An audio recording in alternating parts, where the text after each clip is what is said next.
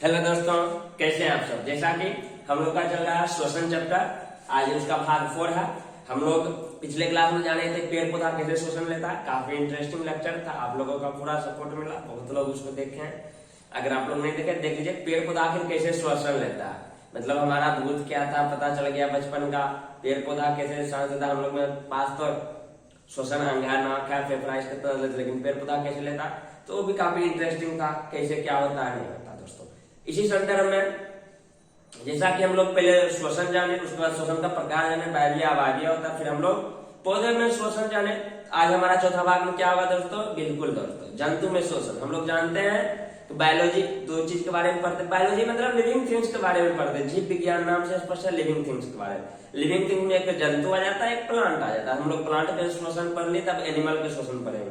तो हम लोग हेडिंग देंगे बच्चों, जंतु में श्वसन। हमारा हेडिंग क्या हो जाएगा, जंतु में श्वसन, जंतु में श्वसन। जी हाँ दोस्तों, जंतु में श्वसन।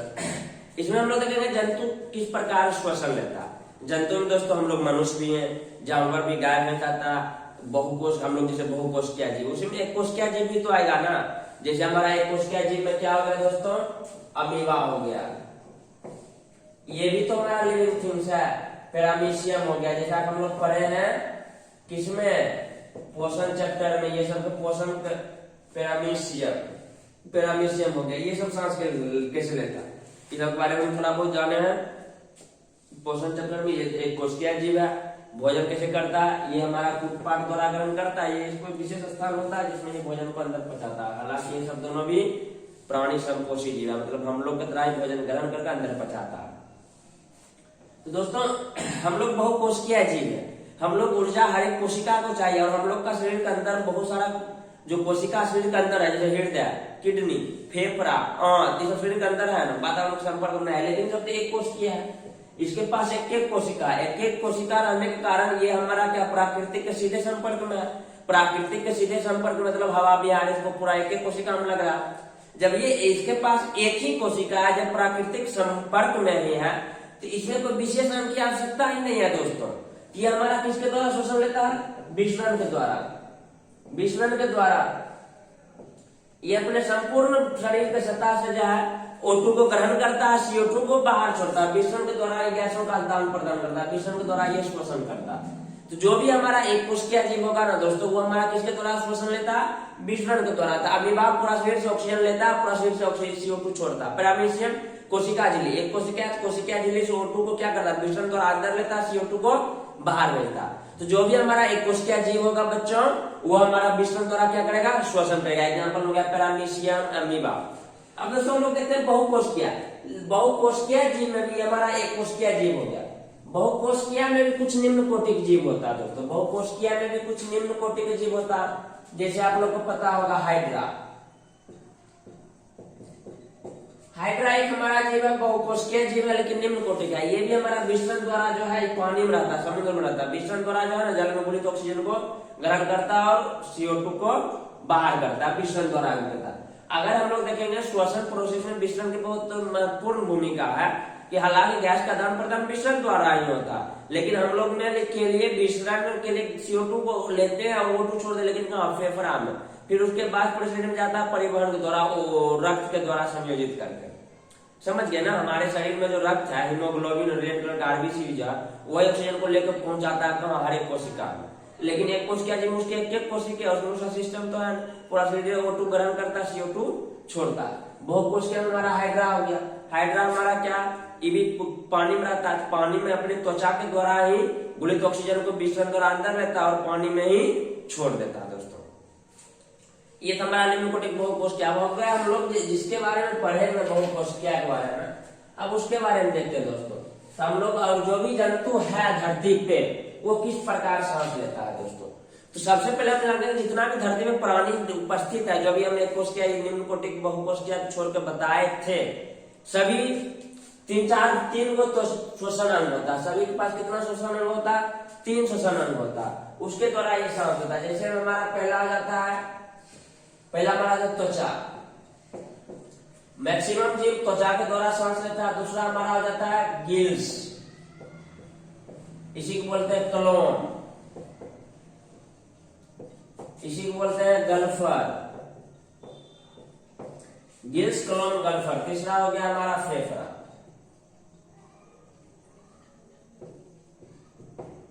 ये हमारा दोस्तों जंतु जितने भी पृथ्वी पर पाया जाता है उसका श्वसन अंग है। या तो जंतु त्वचा के द्वारा सांस लेगा, या तो गिल्स के द्वारा, क्लोन के द्वारा, गल्फर के द्वारा, या तो फेफड़ा के द्वारा। त्वचा के द्वारा कौन सांस लेता है दोस्तों? मेढक लेता है। गिल्स के द्वारा कौन लेता है? मछली लेता है। फेफड़ा के द्वारा कौन लेता है? हम लोगों के जो कि हमारा बहुकोशिकीय जंतु है, शेर, बाघ, बिल्ली, कुत्ता, पक्षी, सभी हमारा बहुकोशिकीय वो फेफड़ा के द्वारा लेता है सांस। एक और इंटरेस्टिंग बात जानेंगे दोस्तों, मेढक जो होता है, मेढक को पहचानते हैं ना, वही जो चलते कूदते रहता है, मेढक तीनों से सांस लेता है। मेढक त्वचा से भी सांस लेता है, मेढक गिल्स से भी सांस लेता है, मेढक फेफड़ा से भी सांस लेता है। तो मेढक इस तीनों सांस लेता है। मेढक के तीन अवस्था पाया जाता है। पहले हम लोग मेढक के डिस्कस कर लेते हैं, फिर एक चीज करके हम जानेंगे त्वचा से कौन लेता है और क्या लेता है। मेढक के दोस्तों तीन अवस्था होता है। मेढक के कितना अवस्था होता है? तीन अवस्था। तीन जैसे हम लोग होता है दोस्तों, बचपन होता है, जवानी हुआ, बुढ़ापा हुआ, फिर मर जाते हैं। उसी प्रकार मेढक का तीन अवस्था होता है। मेढक क्या होता है? जब बच्चा होता है, मतलब शिशु, भ्रूण अवस्था में, लार्वा अवस्था में, या इसी को लार्वा कह सकते हैं। लार्वा अवस्था में इसको हम लोग कहते हैं टेडपोल। क्या कहते हैं? टेडपोल। क्या कहते हैं दोस्तों? टेडपोल। जब मेढक बच्चा होता है तो अवस्था को हम लोग क्या कहते हैं? टेडपोल कहते हैं। टेडपोल अवस्था में दोस्तों देखिएगा, पानी में देखिएगा मछली की तरह ही तैरते रहता है, मछली की तरह पूछ रहता है, मतलब मछली लगेगा बच्चा। हम लोग जैसे एक बार बाढ़ आया था हम लोग के यहाँ, तो मतलब वो पानी में तैर रहा था, तो उठा कर रखे मछली बड़ा होगा, कुछ दिन बाद बड़ा होगा, उसमें मेढक निकला। तो इसमें क्या है, टेडपोल देखिएगा तो मछली का समान लगेगा, पानी में तैरते रहेगा। तो उस अवस्था में रहता है, ये सांस लेता है गिल्स से। उस अवस्था में किससे सांस लेता है? गिल्स से। किस अवस्था में? टेडपोल अवस्था में मेढक सांस लेता है गिल्स से। अब जब मेढक बड़ा होता है दोस्तों, जवान होता है, जवान में दो अवस्था होता है। जवान में क्या होता है? दो अवस्था। एक बार क्या होता है दोस्तों, कुछ दिन पहले जब इसकी गर्लफ्रेंड छोड़ देता है, जो फीमेल मेढक है, तो बेचारा बेवक, मतलब गम के समय में अरिजीत सिंह का गाना सुनने चल जाता है मिट्टी के अंदर, भूमिगत हो जाता है। भूमिगत होता है, समझ गए? जब गर्लफ्रेंड हम लोग को छोड़ता है, जैसे आप लोग को छोड़ता है, क्या गाना, अरिजीत सिंह का गाना सुनते हैं, किसी को नाम पड़ जाते हैं। तो उसी समय जब मेढक का जब मतलब बेवफा हो जाता है, इसकी गर्लफ्रेंड को छोड़ के चली जाती है, कहाँ चला जाता है? भूमिगत, मिट्टी के अंदर चला जाता है। जब ये मिट्टी के अंदर चला जाता है दोस्तों, ये त्वचा से सांस लेता है। जब मिट्टी के अंदर चला जाता है, ये त्वचा से सांस लेता है। त्वचा से जो हमारा वो आसपास में हवा है, मिट्टी में घुला हुआ, उससे सांस लेता है। भूमिगत अवस्था में किससे सांस लेता है? ये त्वचा से सांस लेता है। भूमिगत अवस्था में त्वचा से।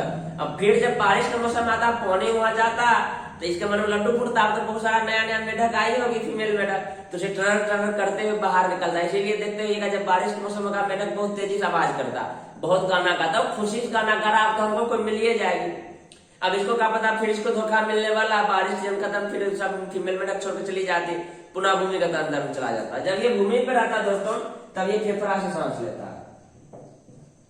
जब ये धरती पे रहता है, फेफड़ा हम लोग की तरह सांस लेता है। जब धरती पे रहता है, फेफड़ा सांस लेता है। जवानी में दो अवस्था है, भूमिगत अवस्था है, त्वचा सांस लेगा। जब जमीन पे है तो फेफड़ा सांस लेगा, और बच्चा टेडपोल अवस्था है, किससे सांस लेगा? गिल्स से सांस लेगा। मेढक ऐसा प्राणी है जो तीनों चीज से सांस लेता है। अब हम लोग देखेंगे दोस्तों, हम लोग देखे थे क्या क्या चीज हम लोग का सांस लेने का था। त्वचा था, गिल्स था, फेफड़ा था, ठीक है। अब श्वसन अंग के बारे में हम लोग एक एक चीज करके जाने हैं।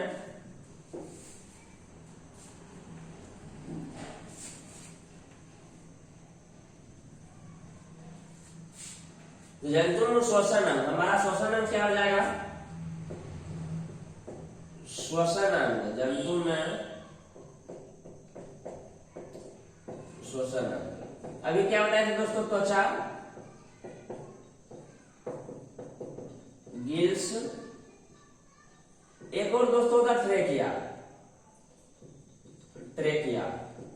या इसी को श्वास नली भी कहते हैं। श्वास नली उस समय मिस हो गया था, श्वास नली। एक हमारा हो गया फेफड़ा। ये चार चीज से सांस लेता है। त्वचा से कौन लिया? देखिए मेढक का हमारा जो भूमिगत अवस्था था, उसके बाद केचुआ जो था दोस्तों, ये त्वचा से सांस लेता है। केचुआ हो गया, मेढक हो गया, त्वचा से सांस लेता है। गिल्स से कौन लेता? मछली। गिल्स से कौन लेता?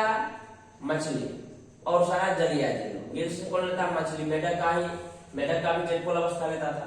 ट्रेकिया, ट्रेकिया से जो सांस लेता है दोस्तों, ये लेता हमारा कौन? जितने भी कीट आप देख रहे हैं, टिड्डा देख रहे हैं, कॉकरोच देख रहे हैं, जितने भी आप कीड़े मकोड़े देख रहे हैं जो उड़ रहा है, छोटे छोटे कीट जो है, वो सब किसे सांस लेता है? ट्रेकिया सांस लेता है। ट्रेकिया से सांस लेता है। कौन ट्रेकिया सांस लेता है? इसमें कीट हो गया, टिड्डा हो गया,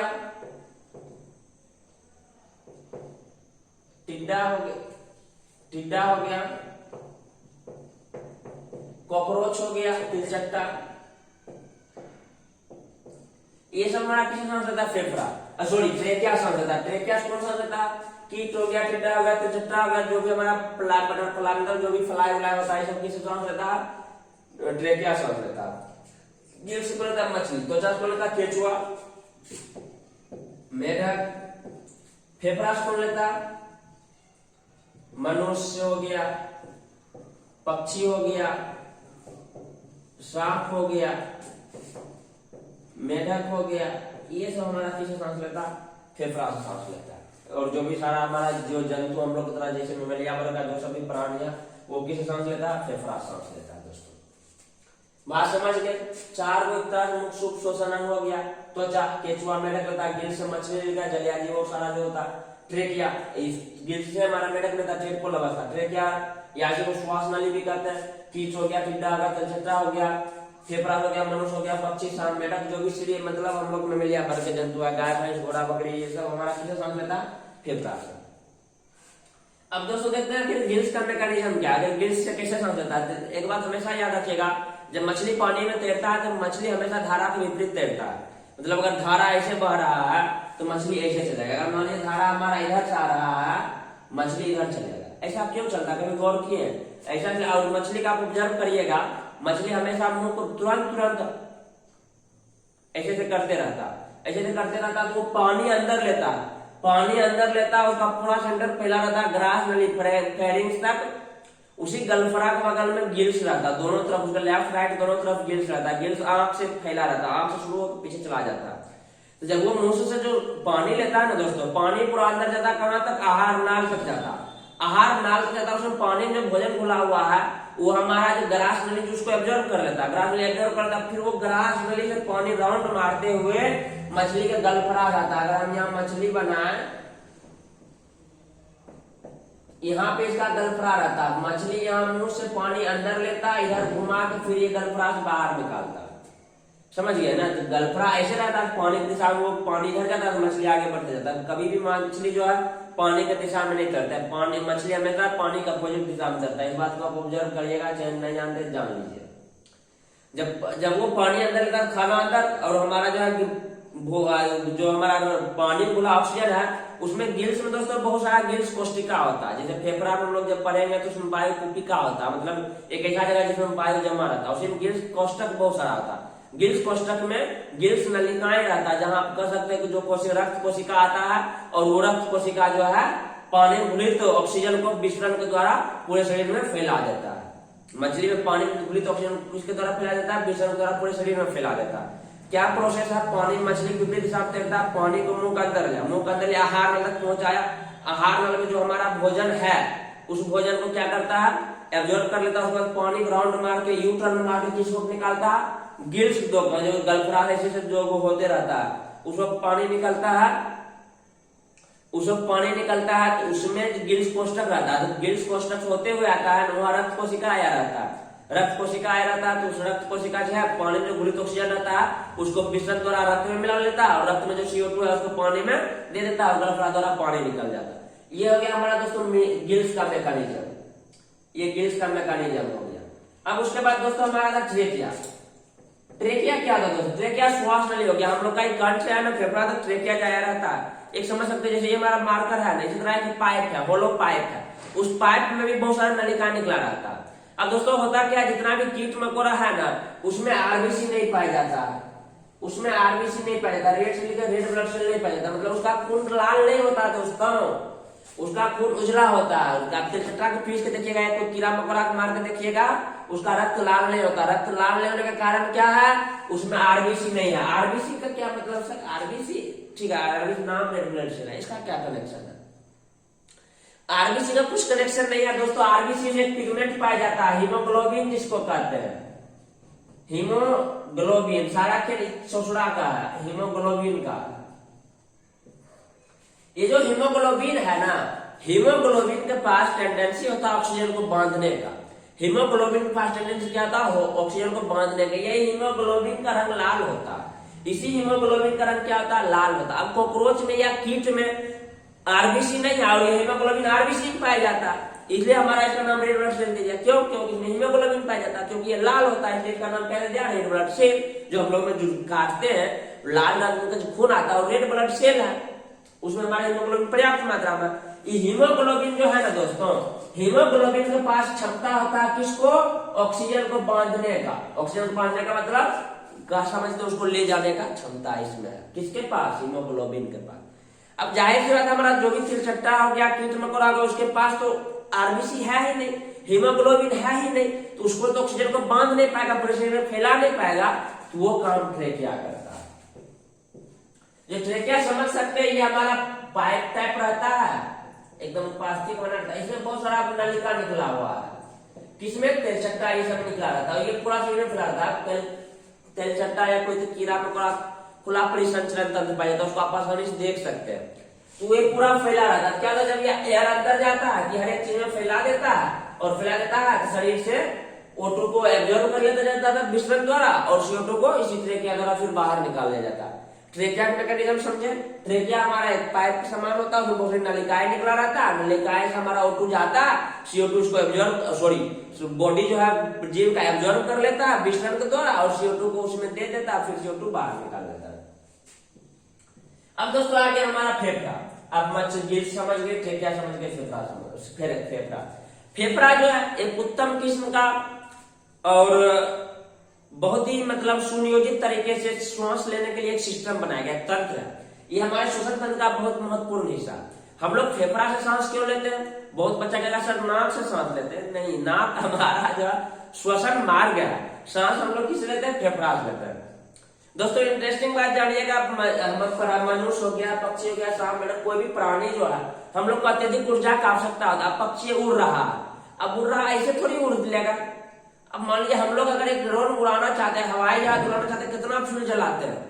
बहुत उसमें फ्यूल लगता है दोस्तों, बहुत हाई क्वालिटी का इंजन लगता है। अब पक्षी ऐसे उड़ जा रहा है, मतलब उसको ऊर्जा तो चाहिए ना, अधिक ऊर्जा चाहिए। हम लोग कितना काम करते हैं, दिमाग से सोचते हैं, बहुत सारा वर्क करते हैं, हम लोग को अधिक ऊर्जा चाहिए। अधिक ऊर्जा चाहिए मतलब अधिक ऑक्सीजन चाहिए।